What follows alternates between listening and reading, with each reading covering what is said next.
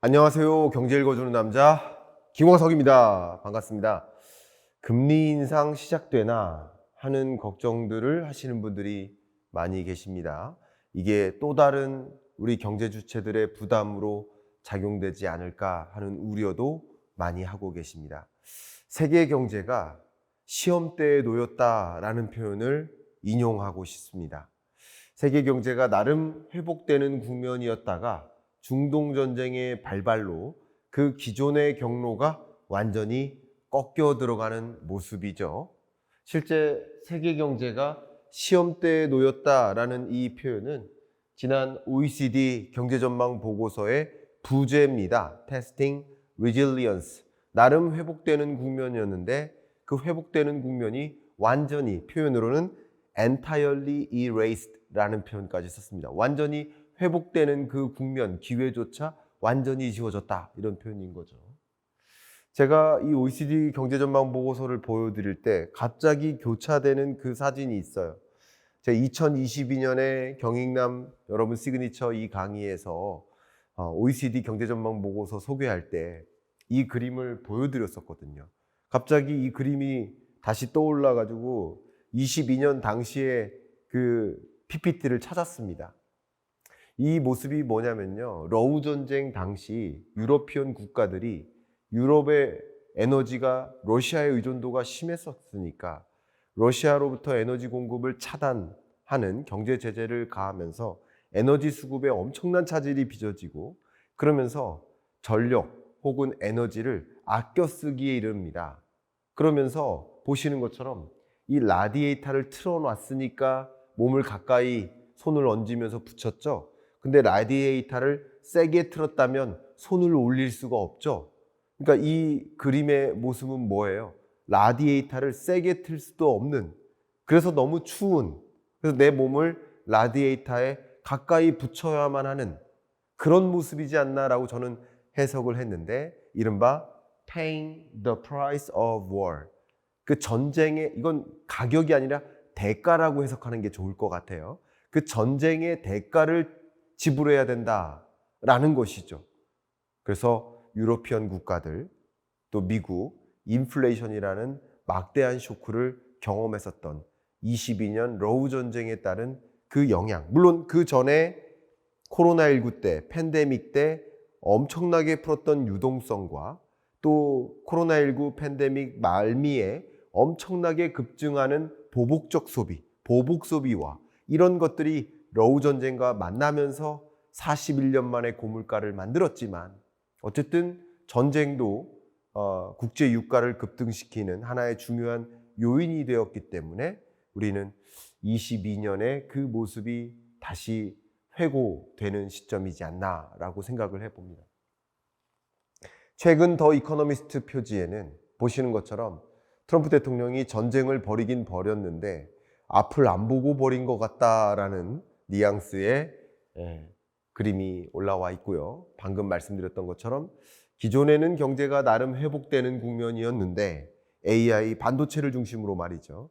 근데 이 중동 전쟁으로 경로 자체가 완전히 꺾였다라는 표현이 들어갑니다. 제가 자주 여러분들께 회고하면서 공유해드리는 이 그림인데요. 러우 전쟁 당시에 생션, 경제 제재를 가하니까 에너지 크라이시스가 오고 비료 위기가 오고 그러니까 식료품 위기가 오고 그리고 everything price가 다 rising, 올라요. 그러니까 당연히 인플레이션이라는 쇼크를 맞이하고 그것을 오히려 부메랑이 돼서 내가 맞는 격, 그런 모습의 그림입니다. 자, 그러면 지금부터 본격적으로 어떻게 세계 경제가 시험대에 올라와 있는지 설명드려 보도록 하겠습니다. 중동 전쟁의 거시경제 경로 자체가 변경되었다라는 말씀을 드리고 싶어요. 25년 말, 26년 초로 가면서 이 PMI 지수, 그러니까 제조업과 서비스업 지표가 우상향하죠. 그러니까 중동 전쟁이 아니었다면 나름의 26년 1분기 회복되는 국면이었던 것이다. 이렇게 표현을 먼저 해볼게요.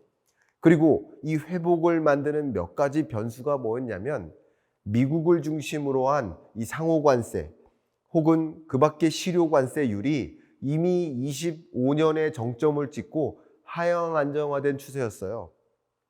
26년 들어서 관세율이 많이 떨어지는 구간이었다고요. 그런 것들은 당연히 다른 나라들이 미국이 관세를 올리거나 다른 나라들이 관세를 올릴 때 자국의 산업을 또 보호하기 위해서 자국도 관세를 올리는 법이에요. 근데 종전 관세율이 빨간색 바그래프입니다. 근데 최근 26년 2월, 그러니까 이 중동 전쟁이 발발하기 전 단계 2월의 관세율이 세모예요. 그러니까 바그래프, 막대 그래프보다 세모가 한참 밑에 내려와 있죠. 그러니까 세계 각국이 자국의 산업을 보호하기 위한 보호무역 조치를 조금 완화하기 시작하는 거예요, 다들. 그러니까 그 격차, 지난 25년 12월에 상호 관세율 혹은 그 밖의 관세율 다 포함한 겁니다. 그 관세율과 26년 2월의 관세율의 차이값이 이 회색 바그래프인데 다 밑으로 내리는 모습인 거죠. 내려오고 있던 겁니다. 그러니까 미국도 관세율을 낮춰잡고 세계 주요국들도 대부분 관세율을 낮춰잡는, 그러니까 무역이나 여러 대외 거래가 더 활발하게 일어날 수 있는 여건까지 조성되고 있었던 그런 국면에 갑자기 중동 전쟁이 발발한 거죠. 그래서 어떤 일이 벌어집니까? 지정학적 리스크가 다시 급격히 치솟습니다. 22년에도 러우 전쟁으로 지정학적 리스크가 고조됐었다면 다시 중동 전쟁으로 이 지정학적 리스크가 고조되고 있어요. 그래서 거시경제의 경로 자체가 변경이 되고 있다는 것을 말씀드려보고자 합니다. 어떻게 바뀌었을까요? OECD 경제전망 보고서에 따르면 OECD 주요 국가들, 유럽 국가들 혹은 북미 국가들, OECD 외 국가들 할 것 없이 이 전쟁에 따른 그 충격으로 2026년 성장률도 파란색 조정되고 하향 조정되고, 그리고 2027년 7년 전망치도 주황색 하향 조정되는 효과, 리얼 GDP를 더 낮춰잡게 만드는 효과, 경제를 꺼트리는 효과가 작용된다. 가장 대표적으로 이런 지정학적 리스크가 고조되면 기업들이 마음 놓고 신규 투자 못해요. 신시장 진출 못해요. 신제품 출시 못해요.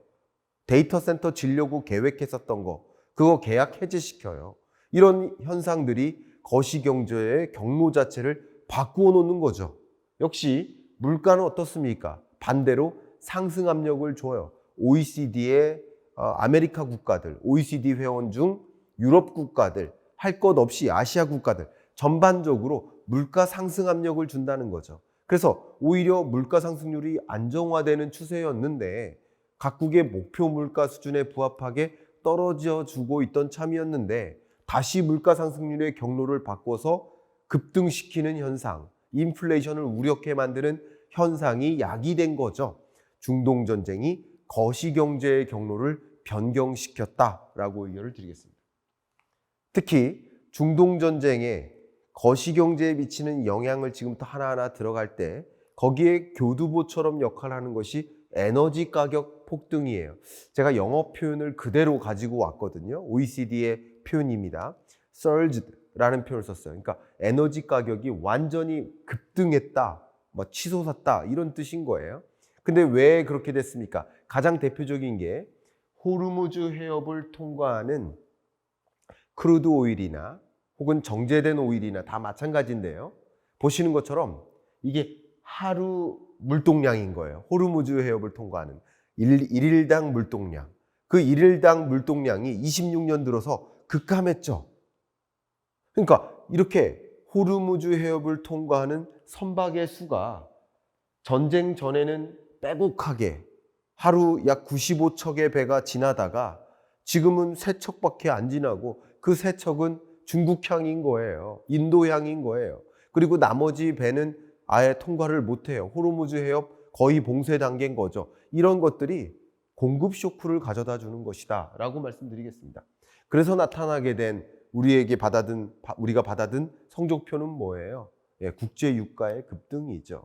특히 페트로넷, 한국석유공사가 측정하고 있는 일일별 국제 유가, 두바이유 가격은 지금 반올림에서 정확히 $170라는 최고치를 찍고 소폭 내려온 상황입니다.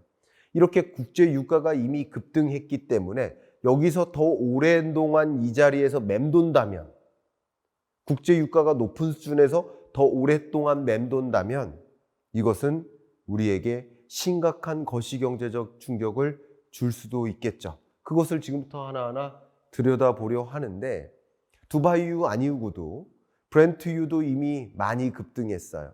그리고 여기 보시면 오일 정제, 석유 제품인 거죠. 석유 제품 가격은 이미 보시는 것처럼 러우 전쟁 22년 당시보다 더 높게 치솟은 상태입니다. 내추럴 가스도 계속 떨어지는 국면이었다가 최근 다시 폭등할 조짐을 보이고 있습니다. 그러니까 이렇게 에너지 가격이 기존의 경로를 완전히 파괴하고 폭등하는 흐름을 다 같이 나타내고 있어요. 그럼 이것이 거시경제에 엄청난 쇼크를 가져다 줄 것으로 볼 수 있겠죠. 그래서 저는 경로가 이탈했다라는 표현을 쓰고 싶어요. 원래 세계 경제는 나름의 회복되는 국면이었는데 우리 한국 경제도 25년이 바닥이고 25년보다는 좀 회복되는 느낌이었단 말이죠. 근데 그 경제적 충격으로 경로를 이탈한다. 제가 가져온 그림이 뭐냐면 열차 철로에서 이탈한 거예요. 근데 이탈할 때 사고가 나기도 하고 이탈했다가 다시 제자리로 복귀되기도 하는데 일단 문제가 발생한 거예요. 근데 중동 전쟁이 격화되고 장기화된다면, 협상고리를 찾지 못하고 계속 지연된다면 이 열차는 아예 넘어질 수도 있고 다른 열차와 부딪혀서 사고가 날 수도 있죠. 그래서 중동 전쟁 어떻게 전개됩니까? 언제 끝납니까? 저도 몰라요. 그것까지는 모르죠. 그러나 그 중동 전쟁의 경과 여부에 따라서 고유가 기조가 더 오래 지속될 수 있고, 그렇다면 그 경로 이탈은 이미 해버렸지만 경로 이탈에서 다시 제자리로 돌아오는가, 아니면 아예 완전히 달라진 경로로 가는가를 확인할 수 있게 되겠죠. 그걸 한번 경로를 지켜보겠습니다. 이미 OECD는요, 경제전망 보고서를 통해서 before the war 그리고 after the war 두 가지를 구분했어요. 전쟁 전 상황이었다면 세계 경제 성장률은 올해 3.2가 됐었을 거야. 근데 전쟁 이후 세계 경제를 대폭 조정해서 2.9%로 낮춰 잡은 거야. 이렇게 설명합니다. 0.3%포인트만큼의 세계 경제 규모, GDP 규모의 감축이 있다. 이건 정말 실로 어마어마한 것이 순식간에 사라진 격이라고 해석할 수 있겠죠. 뿐만 아니라 세계 주요국에게 경기를 꺼트리는 하방 압력이 작용될 것이고 인플레 압력이 작용될 텐데, 유가가 10% 오를 때 그 충격의 반응이 어떻게 전개되는지 분석한 내용입니다. 이 국제금융센터에서 제공한 이 분석 내용을 여러분께 공유해드리고자 하는데요. 보시는 것처럼 국제 유가가 2월에, 3월에 폭등해요. 그것이 인플레이션으로 나타나는 데 걸리는 시간이 있어요. 대략 보시는 것처럼 어떻습니까? 3분기가 지나서예요. 3분기가. 그리고 역시 경제도 글로벌 G20 국가들의 성장률을 지배적으로 하방 압력을 주는 그 구간도 국제 유가가 급등했었던 그 구간이 아니라 조금 지나서예요. 대략 2, 3분기 사이에 인플레이션 현상, 경기가 많이 꺼지는 현상도 나타날 수 있다. 충격 반응 함수를 가지고 판단한 겁니다. 미국과 유럽을 중심으로 판단을 해볼 텐데, 보시는 것처럼 이 국제 유가가 10% 상승해도 그것에 따른 국가별 충격 반응은 이렇게 약 2분기, 3분기에 걸쳐 나타난다. 그러니까 결국 이 1분기 성장의 문제가 아니라 2분기와 3분기, 2026년 2분기와 3분기에 영향을 준다. 이 말씀을 먼저 드릴게요. 그게 시간적으로 실물 경제에 미치는 영향이, 왜냐면요, 비축분이 있죠. 그리고 2월, 3월 한 달 동안 국제 유가가 급등해도 마침 급등한 그 국제 원유를 적극적으로 사들여요? 아니죠. 그러니까 이 국제 유가가 상승한 기조가 얼마나 오래 지속되느냐, 그것이 실제 우리나라가 기업들이 사들이는 원유 가격을, 실제 수입 가격을 결정짓거든요. 그런 관점에서 생각했을 때 즉각적으로 실물 경제 충격을 가져다 주기보다는 한국 경제로 봤을 때는 26년 1분기보다는 2분기의 그 충격의 그림자가 드리워질 가능성이 높다. 이렇게 그 경로 이탈의 문제를 설명드려 보고 싶습니다. 역시 우리 한국 경제가 왜 걱정이 되느냐? 제가 지난주에는 이런 국제 유가 상승이나 또 4차 오일 쇼크 위협과 같은 이런 것들이 마이크로 레벨, 산업이나 여러 영역별로 어떤 파장을 가져다 줄까? 마이크로 레벨로 분석했었어요. 근데 오늘은 마이크로 레벨이 아니라 거시경제적인 영향을 말씀드리는 중이에요. 이어서 같이 보시면 더 도움이 되겠다라는 말씀을 드려봅니다. 근데 유독 왜 한국 경제가 걱정일까? 이 자료 보시는 것처럼 그 나라의 경제 규모, GDP가 있죠. GDP 대비 원유를 수입하는 수입액이 있잖아요. 그 수입액이 얼마나 높냐? 유독 한국이 7% 수준으로 높아요. 다른 어떤 나라보다 다른 나라에 대한 에너지 의존도가 높고 에너지 자립도가 낮다는 뜻이에요. 근데 그 중에서 미들리스트, 중동산 원유나 에너지에 의존하는 정도가 그냥 절대적으로 차이가 날 만큼 다릅니다. 그러니까 우리나라 전체 원유의 8, 90%가 중동산 원유니까요. 그러니까 중동발 쇼크는 주로 중동산 원유에 의존하는 나라가 더 쇼크를 더 많이 경험하겠죠. 그러니까 한국 경제의 경로 이탈이 더 심하다라는 말씀을 드리는 겁니다. 이어서 역시 아까 보여드렸던 자료에 이어서 지금 보여드린 자료는 fertilizers, 주로 비료입니다. 네, 이 부분에 있어서는 한국이 굉장히 높은 수준은 아니지만 상대적으로 우리나라도 못지않게 중동에 대한 그 밖에 다른 나라에 대한 비료 의존도가 높은 거예요. 비료를 수입하니까. 근데 비료를 어떻게 만들어요? 석유화학 공정에서 나오는 거잖아요. 그러니까 이것도 조달이 잘 안 된다면 우리 농업은 어떻게 될까요? 여러분, 재건축, 리모델링 이런 것을 하는 혹은 건설사들도 마찬가지 분양 공급 사업을 해보겠다 하면서 건설 사업을 하려고 했던 기업들이 이것저것 페인트 가격 오르고 창호 가격 오르고 그 밖에 다른 가격들 다 오르면 그 건설 시행할 수 있을까요? 못 하거든요. 그러니까 농업에 있어서도 비료 가격이 오르면 식물 재배를, 식량 재배를, 채소 재배를, 과일 재배를 부족함 없이 할 수 있을까요? 그러니까 이게 공급 쇼크로 또 이어진다라는 것을 우려하지 않을 수가 없습니다. 경제적 충격, 경로 이탈의 현상들을 그런 식으로 우리는 확인하게 되겠죠. 그런데 자료 보시는 것처럼 우리 인플레이션이 상당 부분 목표하는 수준으로 가까워지고 있었어요. 선진국이든 이머징 국가든 글로벌리 봤을 때 물가 상승률의 레벨이 자국의 목표 물가 상승률을 향해서 2% 정도를 향해서 내려오고 있던 국면이었어요. 근데 갑자기 중동 전쟁으로 기대 인플레이션이 치솟았죠. 앞으로 물가가 더 오를 것 같아 라고 기대를 한단 말이에요. 여러분들도 다 그렇게 각자가 전망하잖아요. 각자 그렇게 전망하면 어떻게 될까요? 앞으로 물가가 오를 것 같아. 그러면 앞으로 물가가 오르니까 사재기 해야 되나? 미리 사둬야 되나? 그러니까 또 물가가 올라요. 그러니까 또 공급 부족이 있고요. 그리고 앞으로 물가가 오를 것 같아. 메뉴판 가격을 올려잡아요. 그러니까 기대 인플레이션이 실제 인플레이션을 만들어요. 근데 미국이든 영국이든 유로존이든 기대 인플레가 치솟습니다. 그러다 보니까 나타나는 인플레 현상은 거의 예정된 사실이다라고 생각해 볼 수도 있겠죠. 그래서 이 자료를 보시면 OECD가 진단하기를 실물 경제적으로 쇼크를 가져다 주고 물가 상승률도 끌어올리는 영향을 줄 텐데 보시는 것처럼 기존 전망치가 주황색이라고 한다면 전쟁 이후의 전망치가 푹 꺼지죠. 근데 어떤 구간에 푹 꺼져요? 3분기, 4분기에 푹 꺼집니다. 파란색 그래프 보세요. 실물 경제적 충격은 3분기, 4분기에 더 많이 온다. 1, 2분기가 아니다. 2분기부터 시작하겠지만 라는 거 기억하시고요.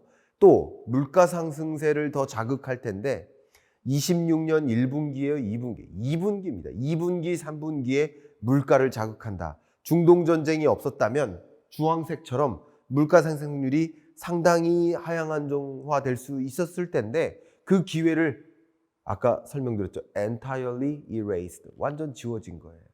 그 기회가 상실된 거예요. 거의 골 앞에 있었는데 골을 넣을 기회가 상실된 거예요. 상대방의 반칙으로. 경제에 충격이 왔고 경로가 이탈하게 됩니다. 제가 아직까지는 실물 경제적 쇼크를 말씀드렸어요. 지난주도 이번 주도 이 경익남 시그니처 강의를 통해서 실물 경제적 충격을 지난주에는 마이크로 레벨, 이번 주는 매크로 레벨로 말씀드린 것 뿐이에요. 한 번도 부동산, 주식에 대해서 코멘트하지 않았습니다. 부동산, 주식에 대한 코멘트는 다른 강의를 통해서 말씀드리려 합니다. 실물 경제와 자본시장을 구분해서 이해하셔야 됩니다. 아직 자본시장을 전혀 코멘트하지 않았기 때문에 이런 현상이 고스란히 주식시장에, 고스란히 부동산 시장에 영향을 미친다고 가정하지는 않아 주시길 바랍니다. 그 부분은 따로 별도로 제가 의견을 드려볼 수 있도록 하겠습니다. 마지막으로 경로 자체가 바뀐다.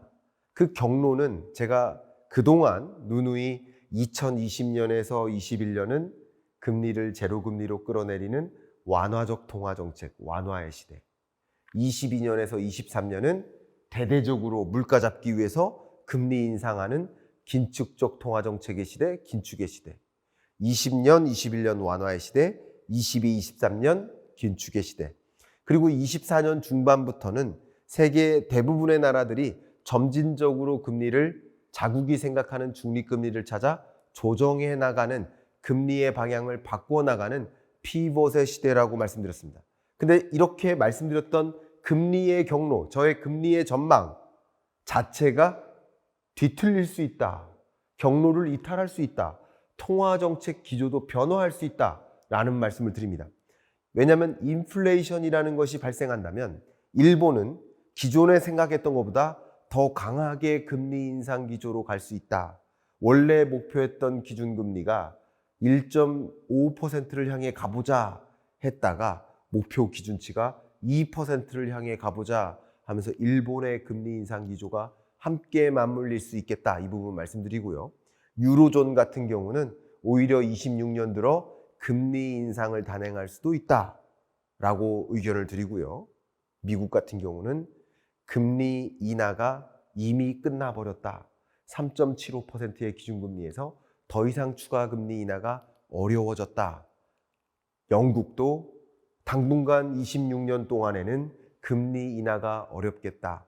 다만 금리를 인하하거나 인상하지 않고 동결하는 이런 미국과 영국과 같은 나라는 이미 기준금리의 레벨이 3.75% 그 이상으로 높게 유지되기 때문인 거예요. 그보다 낮게 이미 내렸던 나라들은 올릴 여지가 있는 거죠. 우리나라도 물가 상승률의 흐름을 보면 유독 한국 경제의 물가 상승 압력을 많이 자극하기 때문에 통화 당국으로서는 금리 인상을 단행할 여지도 충분히 있다. 특히 신임 한국은행 총재의 면면을 좀 들여다보면 상대적으로 이창용 총재보다 조금은 긴축적 스탠스를 보이는 것으로 예측이 되기 때문에 물가 상승 압력이 심각하다. 또 환율 불안이 심각하다. 이런 것을 감안했을 때 금리 인상으로 대응할 여지도 있다. 그래서 기존의 피벗이라는 통화정책 기조가 완전히 뒤틀려서 나타날 수 있다라는 의견을 드리고 그것이 자본시장, 자산시장의 변화를 가져오겠죠. 그 부분은 다음 기회에 추가적으로 또 말씀을 드려볼까 합니다. 제가 어느덧 구독자 수가 48명을 넘어섰고 아마도 5월 정도가 되면 50만 명에 이를 것 같아요. 다시 초심으로 돌아와서 어려운 경제 얘기보다는 이 어려운 경제를 많이 씹어서 쉽게 여러분께 들리게 해드리는 정말 생기초 경제전망 강의를 계획했습니다. 무료로요. 그래서 경알몬 여러분, 주린이 여러분, 지금 전해드리는 이 경제 얘기가 너무 어렵다. 오프라인 특강 무료로 개최해줘서 좀 쉽게 기초를 다 닦아줬으면 좋겠다 하시는 니즈가 있으신 분은 이 무료 강의에 초대를 해볼까 합니다. 그래서 여러분들이 고정 댓글 상단 보시면 참여하실 수 있으니까 50만을 기념하여 한번 이런 자리를 마련했으니까 관심 갖고 노크해 주시길 바라겠습니다. 이상 이번 주 경제 읽어주는 남자 마무리하겠습니다. 감사합니다.